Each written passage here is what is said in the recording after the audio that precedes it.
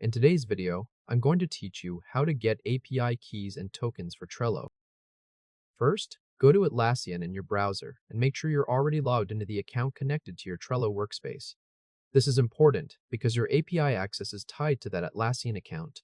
Once you're signed in, head to your account settings area and look for the security section. Inside security, find the option that says Create and Manage API Tokens. Click that to open the page where Atlassian lets you generate credentials for apps and integrations. From here, you'll see the option to create a new key.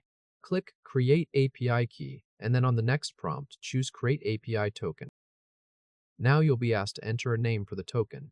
Pick something simple and descriptive so you will remember what it's for later, especially if you plan to create more than one token over time.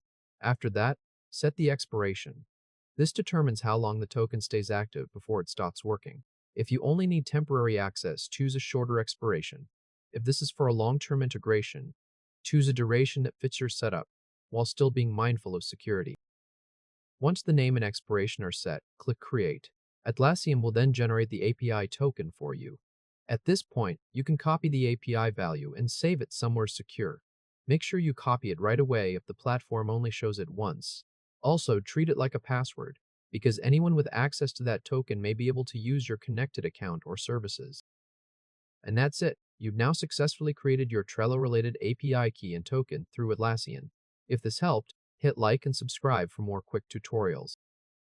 As a quick tip, store your token in a safe password manager or secure notes app rather than leaving it in plain text on your desktop. That makes it much easier to manage later and reduces the risk of exposing it accidentally. If you ever think the token has been shared or compromised, go back to the same token management page and revoke it. Then create a new one. Also, naming your token based on the app or workflow you're using can save time later when you need to identify it.